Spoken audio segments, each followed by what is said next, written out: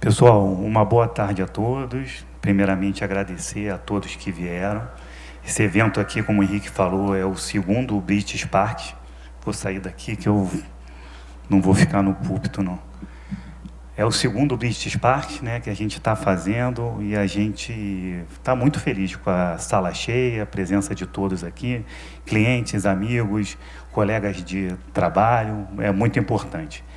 Eu vou, antes de abordar aqui a análise pseudostáticas, só passando um pouco no que o Luiz passou antes, o PSHA eu acho muito importante, né? A gente já tem feito isso aqui internamente no Brasil. A Vale, o próprio Luciano, que está aqui, ele acompanhou isso de perto. A gente já está fazendo as acelerações até o solo, que é muito importante. Antes ia só até a rocha, a gente já evoluiu isso. Dentro da DF, por a gente ter um pouco mais de percepção sobre o que a gente precisa ou não, a gente está fazendo até a crista também, que é outro ponto importante, é onde tem menor confinamento, então a gente tem maior amplitude. E é muito importante essa revisão que o Luiz trouxe, né? Cara, a gente tem um comitê técnico, a gente verificar com revisores de fora, de universidade, trazer a academia para dentro desses estudos. De análise pseudostática, a gente tem que saber que são análises simplificadas, tá? Que geralmente são análises feitas para que a gente tenha uma ordem de grandeza, mas são análises consagradas no nosso meio, são análises que nos dão um fator de segurança e são análises que podem ser muito representativas para uma tomada de decisão quando a gente tiver um julgamento de engenharia a depender da confiança e da consequência. Aqui, a minha apresentação ela é muito grande. Eu vou passar os slides de forma rápida, porque é uma apresentação para 2 horas, eu vou ter que fazer em 30 minutos. Então, eu não vou aprofundar os temas. Aqui é uma questão importante, sabe? Que são, como é que fala? Os parâmetros importantes que a gente tem que avaliar numa análise pseudostática. Um é o coeficiente sísmico, que a gente vai calcular. Outra é a resistência dinâmica dos materiais, que é diferente da resistência de cidadamento estática. E a terceira é o fator de segurança. Trago uma tabelinha que a gente apresentou num artigo nosso para o Tailings, que mostra aqui as referências para cálculo do coeficiente de segurança. Ao longo do tempo, né, a do Brey Macedo está desatualizada aqui. Eles fizeram um outro trabalho em 23 e um outro em 24. A metodologia é a mesma, eles mudaram, eles aumentaram mais o banco de dados e alteraram, eles geraram em 24 um coeficiente sísmico mínimo. Então, tem que atualizar aqui. Mas aqui eu trago uma reflexão sobre isso aqui, ó. Inicialmente, as tratativas elas eram mais para uma questão de estado limite de serviço. Era muito buscado para borda livre, era muito buscado para uma soleira de extravasor e muito feito para barragens de energia ou de acumulação de água. Então, esse deslocamento tolerável de 1 metro, ele era meio que padrão.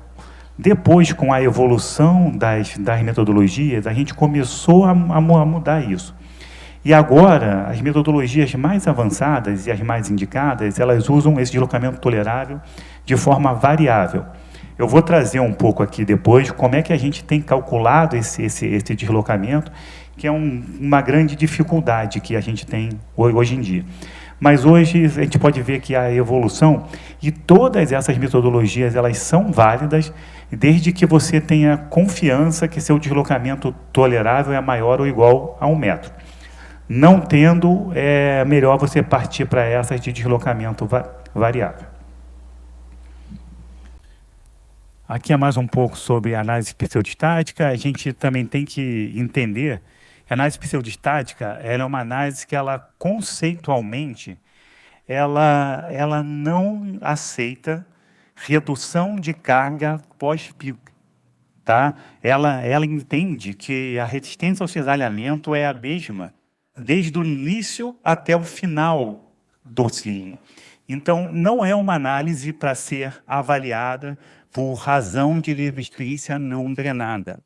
Se você tem um material que você usa a razão de resistência não drenada, você deve avaliar esse material com outra análise.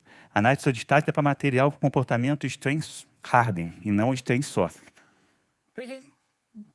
Aqui, falando um pouco de como a gente classifica a STR, né? Acho que o Luiz passou nessa questão. Acho que hoje a gente tem a CDA, que é uma classificação de consequências. A gente tem o JASTM, que é uma classificação de consequências.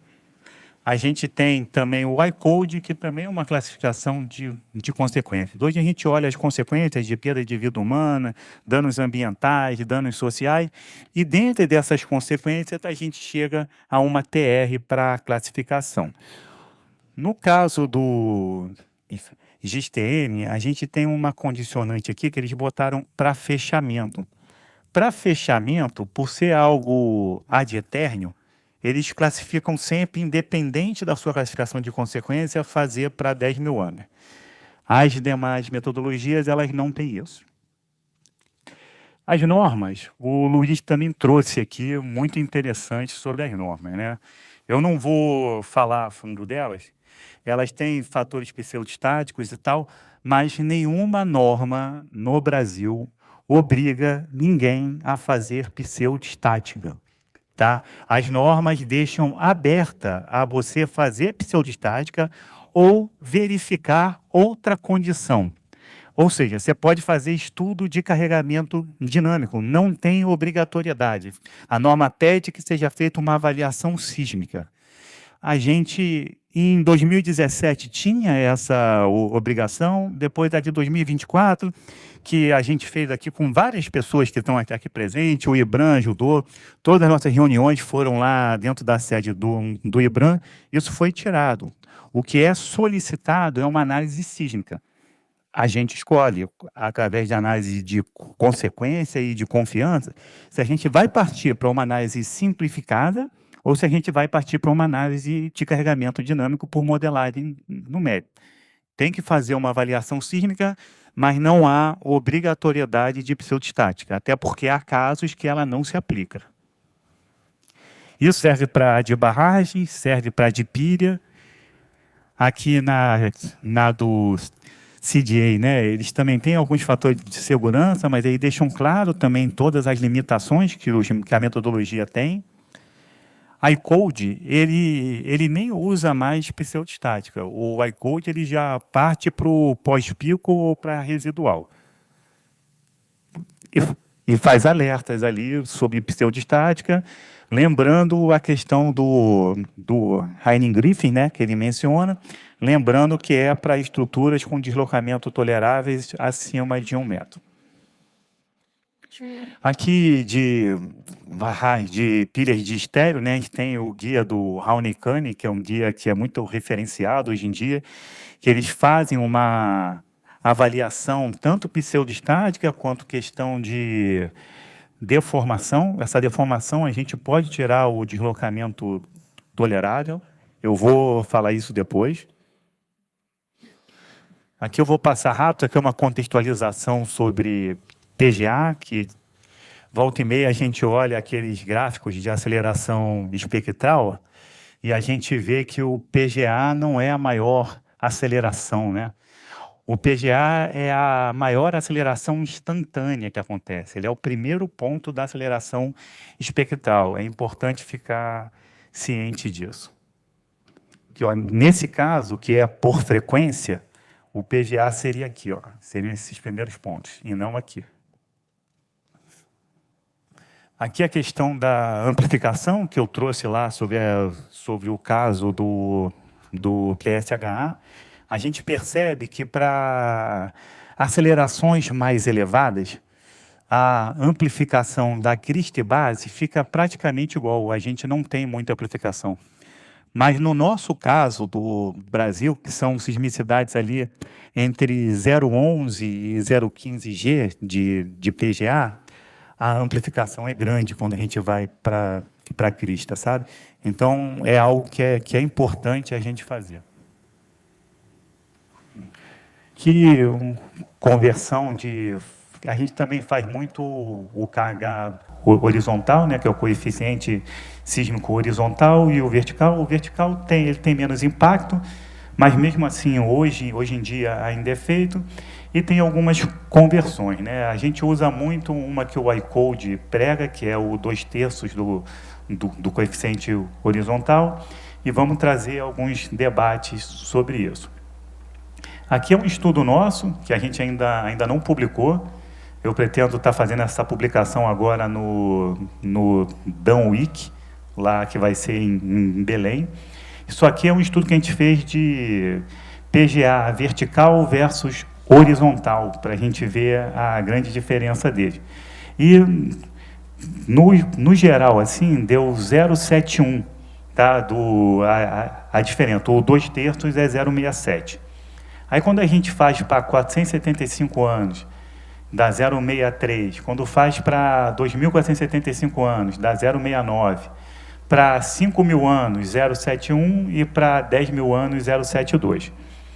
A gente observa que o 2/3 ele é generalista, mas ele não foge muito do que a gente vai encontrar, mas que a gente tem alguma variação com a TR que a gente estuda.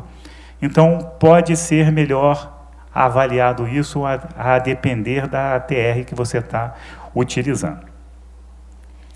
Aqui também a contextualização sobre a aceleração espectral, né, que a gente falou um pouco antes, o Luiz chegou a mencionar. Isso aqui é muito interessante para a gente usar. Hoje a gente tem metodologias que usam PGA, que seriam esses primeiros pontinhos, e outras que tentam buscar a frequência natural da sua estrutura, que seria o mais correto. E aí seria usando a aceleração espectral. Novamente, isso aqui é uma atualização que o Bray fez, né, lá para 2023, fazendo a altura efetiva.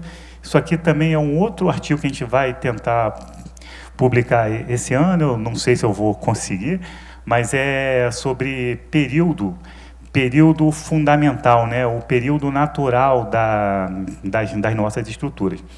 Isso aqui, a gente percebeu que há uma similaridade entre o período que o Papa Dimitrov ele calcula com o do Bray. Então, a gente está fazendo uma correlação entre ambos. Deixa eu passar aqui. Aqui está a correlação que a gente vem estudando, né? A gente vem fazendo uma correlação entre o período que o Bray usa, que é 1,3 TS, que seria o período fundamental dele. O Bray, todas as metodologias dele são empíricas, é para o ensaio. Ele é menos... O racional dele é menos acadêmico e mais de ensaio. O do Papa Dimitrov foi um racional mais metodológico, mais acadêmico. Então, ele chegou a um período fundamental não linear, mas que, coincidentemente, eles são muito calibrados.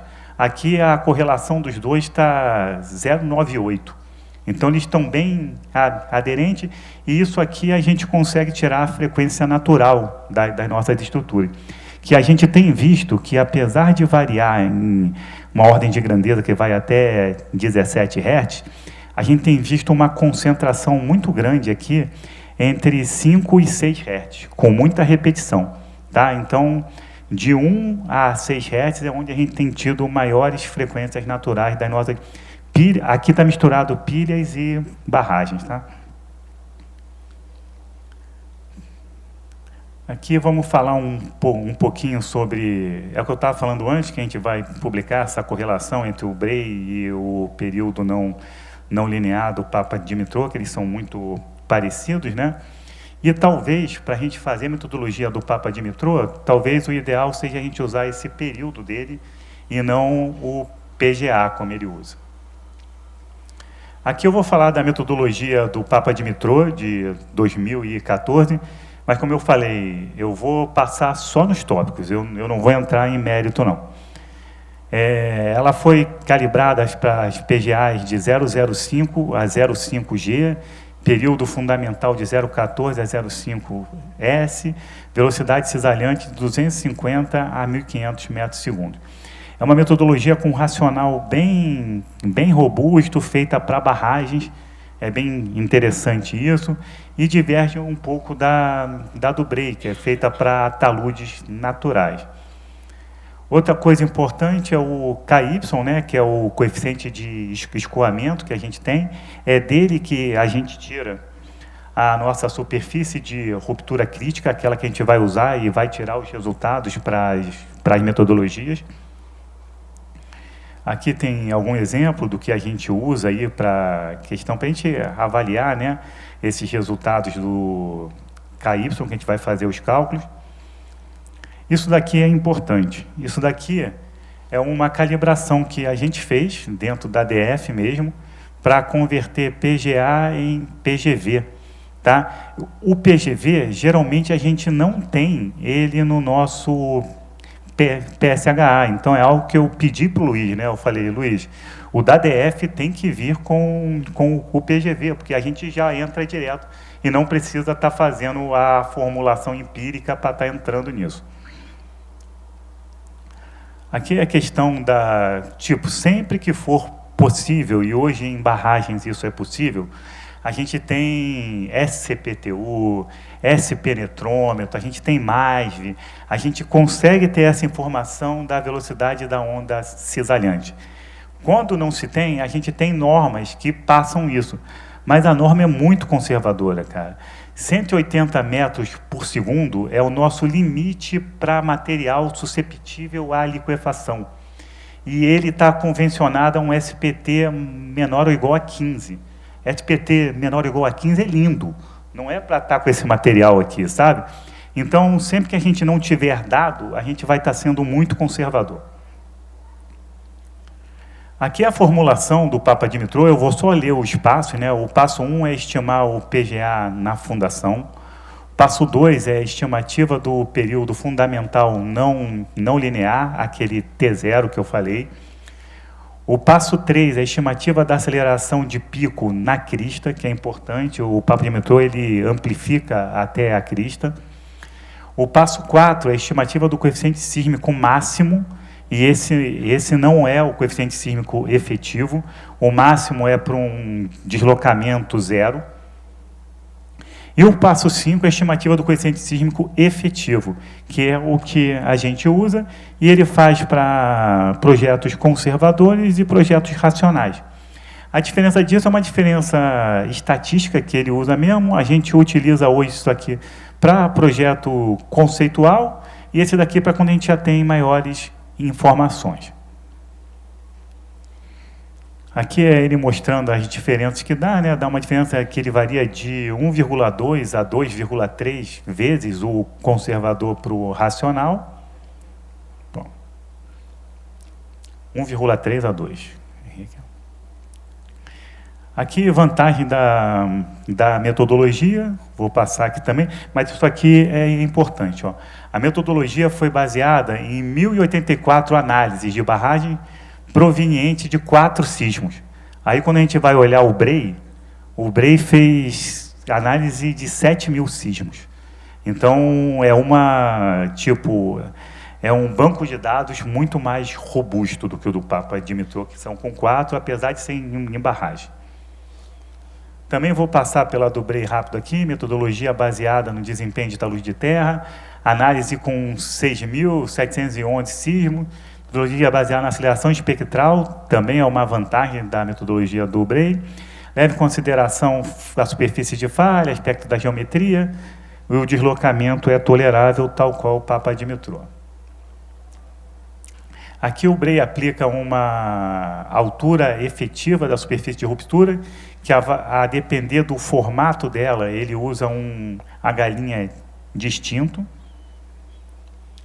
Aqui a aceleração espectral, como ele funciona, né? Aquele 1,3 TS, que nada mais foi do que uma calibração que ele fez para chegar na aceleração que dava o deslocamento que ele estava medindo.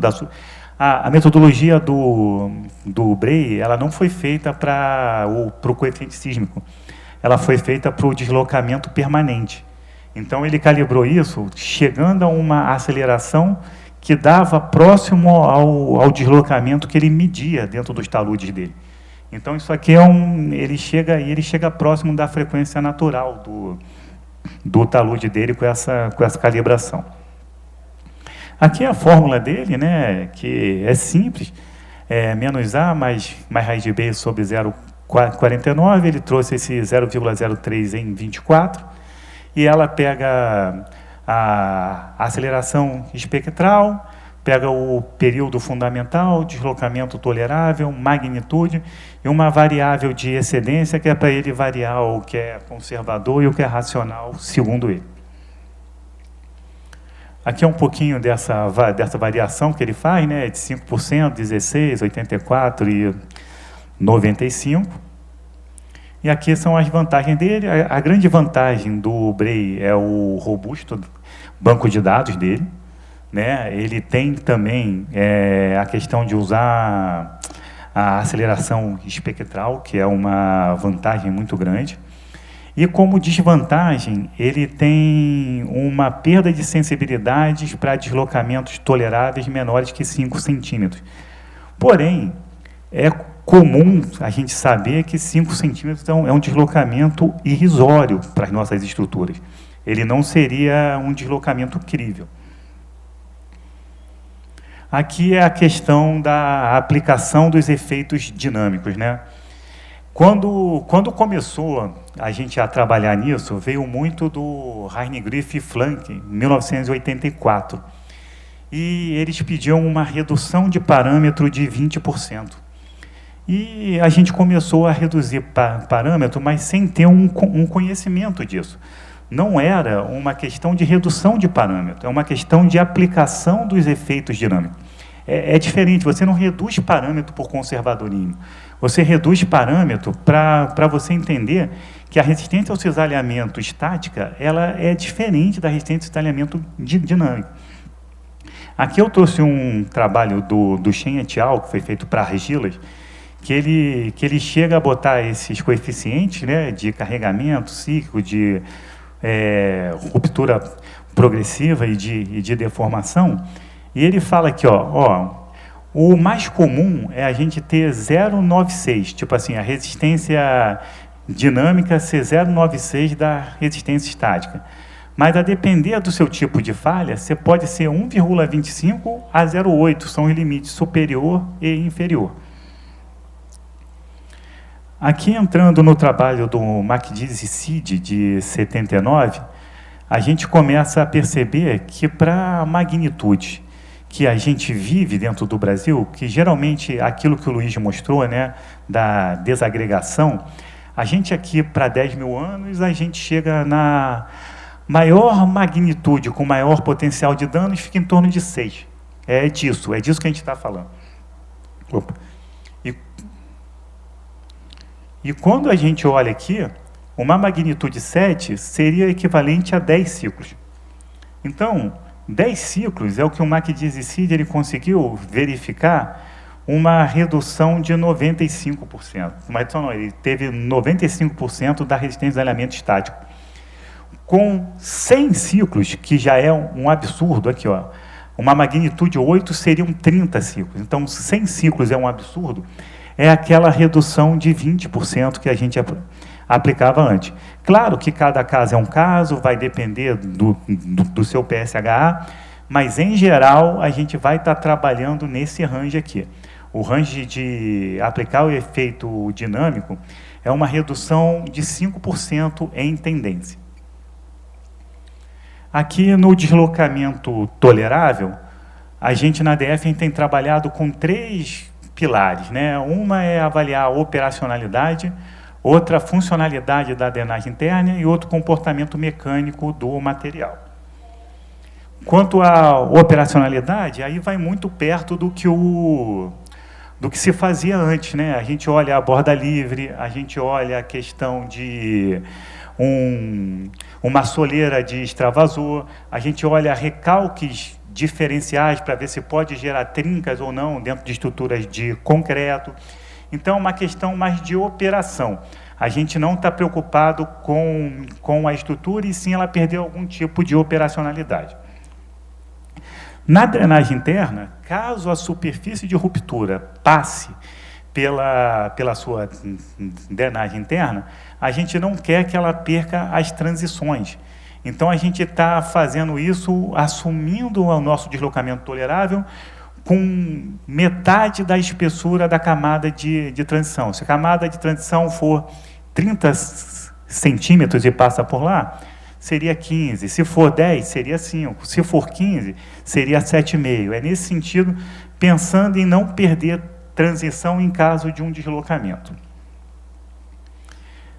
No comportamento mecânico, a gente tem avaliado ensaios de resistência triaxiais de compressão e também ensaios de DSS, para a gente tentar ter o deslocamento tolerável vertical e horizontal.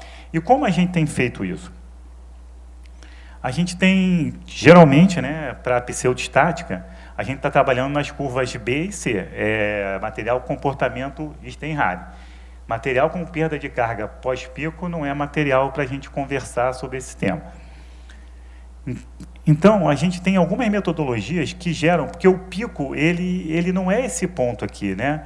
O pico é onde a gente tem a mudança do comportamento elástico para o comportamento plástico. Então, a gente busca essa mudança com as tangentes. E aqui tem as metodologias, como ela funciona, de campos Carrilles, o ajuste da curva, né? São duas que a gente usa.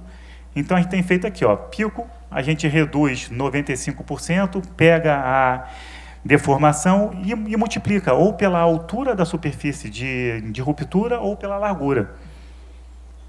Aqui, ó. Tá.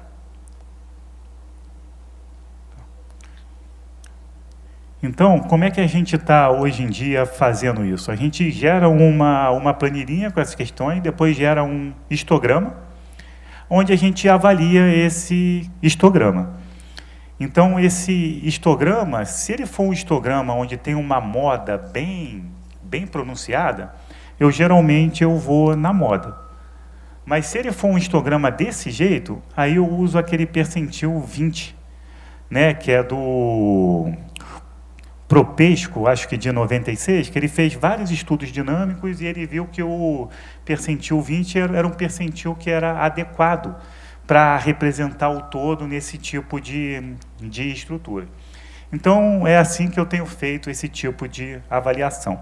É uma metodologia simplificada, obviamente, tá? O ideal para você obter o deslocamento tolerável é através de estudo de carregamento dinâmico, mas se você fez um estudo de carregamento dinâmico, você não precisa fazer análise pseudostática, ele é muito mais avançado do que isso. Então, quando você não tem estudo de carregamento dinâmico e não chegou no seu deslocamento tolerável, isso aqui é um jeito simplificado para você poder abastecer a metodologia do Papa Dimitrov e do Bray. Opa, deixa eu voltar. Aqui, outra situação, também entrando em deslocamento, a gente tem esse estudo do Pels e Fel, que também é numa situação dinâmica, aonde ele correlaciona com deformação de recalque. Isso aqui é vertical, né? Então ele coloca, ó, se você aceitar um dano menor, o seu recalque pode ser de 0,03 a 0,2% da sua altura máxima. E assim vai para moderado, para maior. Geralmente, a gente vai de um dano menor para moderado. Moderado em estruturas que estão ativas, né? Então, a gente pode trabalhar nesse range, e quando for estrutura em descaracterização, fechamento, eu trabalho no range menor aqui, porque aí a gente não vai ter mais EOR, a gente não vai ter mais inspeção, a gente não vai ter mais controles, então a gente não quer que um sismo gere uma ruptura, que pode gerar uma ruptura progressiva por erosão, por questões de não ser tratado. Seasgood, 2003, ele não é para deslocamento tolerável, ele é para deslocamento permanente. Ele fez uma correlação entre PGA e magnitude para deslocamento permanente. E aí, através da sua magnitude do seu PGA, você estima o seu deslocamento permanente. Aqui é a calibração dele. O Raoni Kunin, ele traz também essa questão da deformação, né? E ele traz por consequência e confiança. Por exemplo, se você tem confiança nos seus parâmetros, por onde a superfície, pela fundação, é o que está comandando a superfície de ruptura. Então, você consegue ter uma confiança alta ou baixa, com uma consequência alta ou baixa. Geralmente, pilhas de estéreo, que é o que a metodologia de Raoni Kunin trabalha, geralmente a nossa consequência é muito baixa. Então, a gente trabalha nesses quadrantes aqui. Ó. Então, é de 1 a 2% da altura da superfície de ruptura. Geralmente, essas metodologias elas usam a altura da pilha ou a altura da barragem. Né? Aqui é pilha de estéreo, então seria pilha. Mas isso é porque eles não têm acesso à superfície de ruptura. Se você tem acesso à superfície de ruptura, você pode usar esse dado. Eles entendem que para ter uma ruptura global seria a altura da sua estrutura inteira.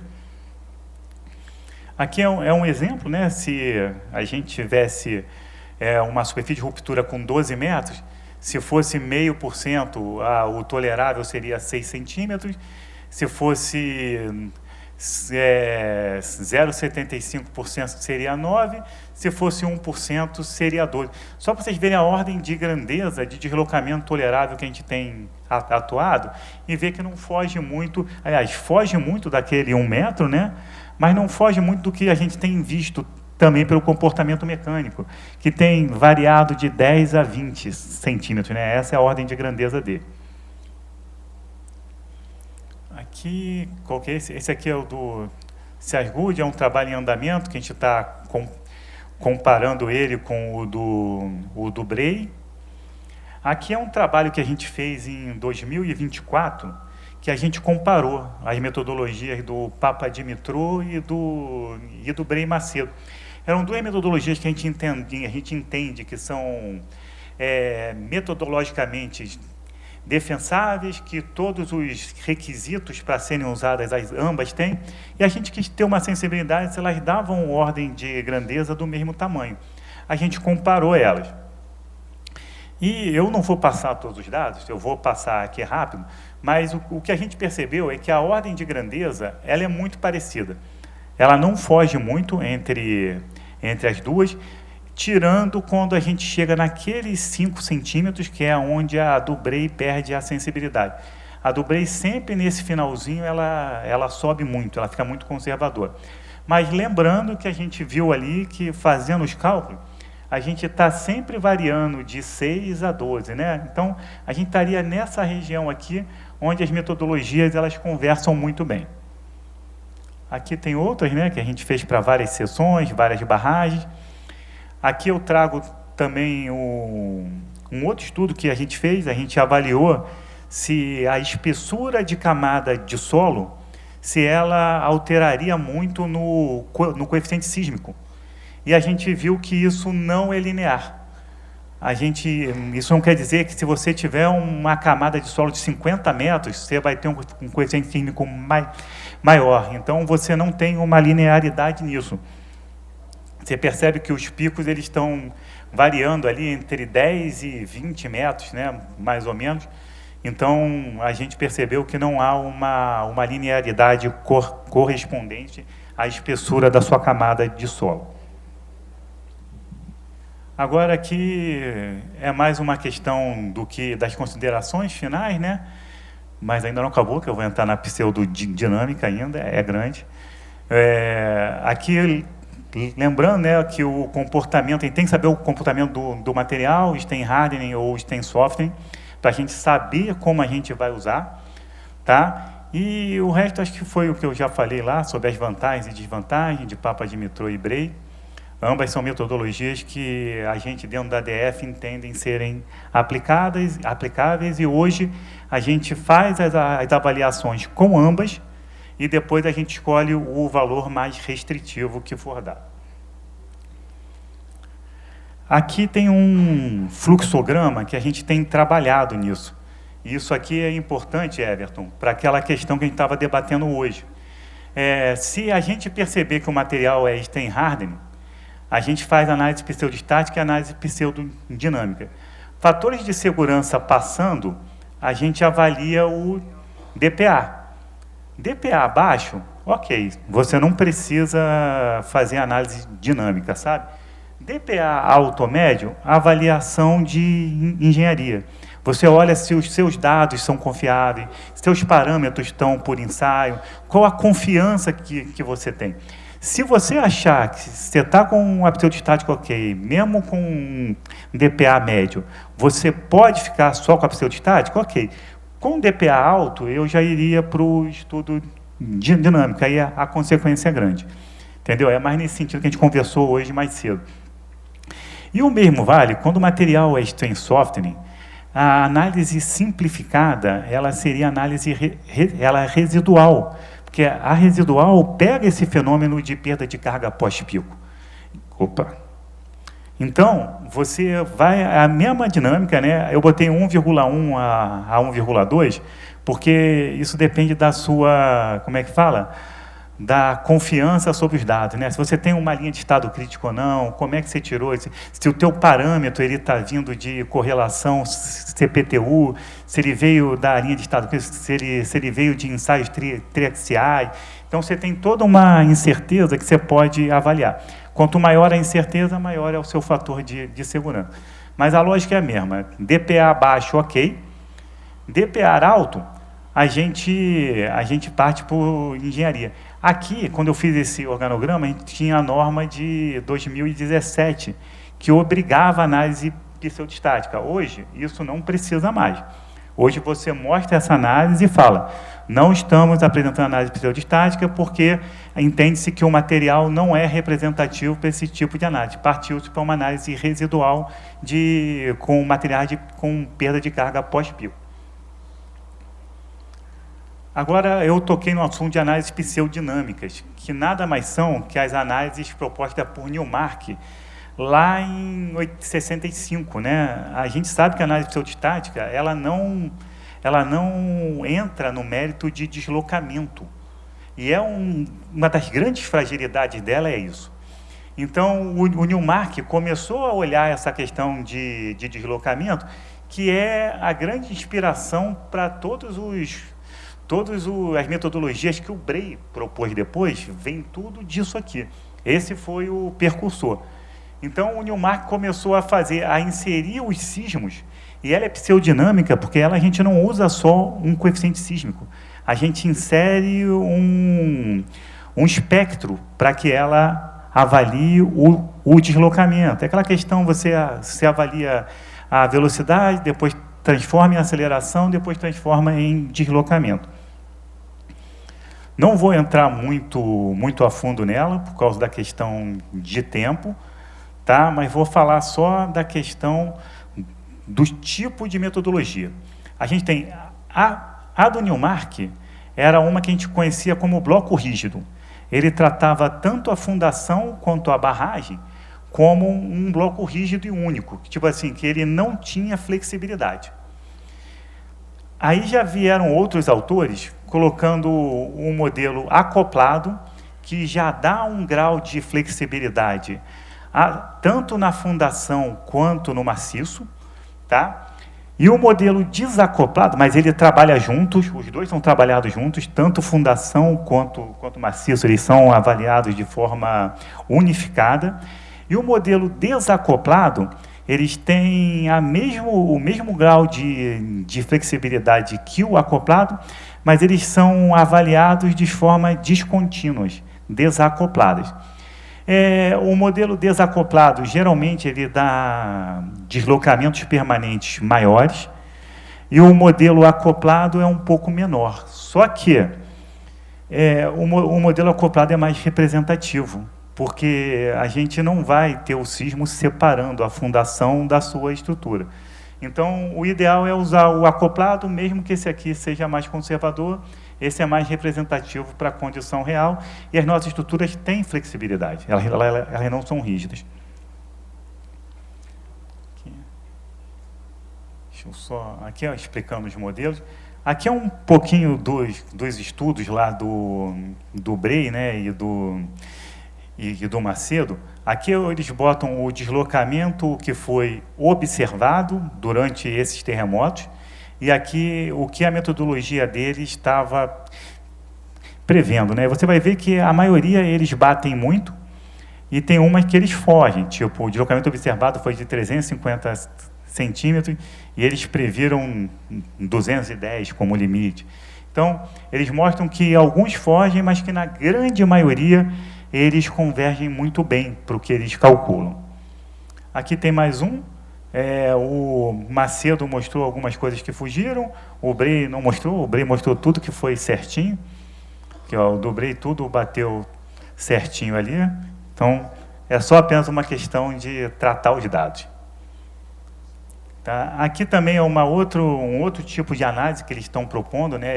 Eles tentam fazer uma análise probabilística para você, através do seu deslocamento tolerável, através da sua TR, você ter um seu deslocamento ali que você pode ter. Então, é uma avaliação probabilística que eles têm feito, que é interessante. Aqui a explicação de como faz isso. Depois, qualquer coisa, podem mandar e-mail que a gente explica isso aqui.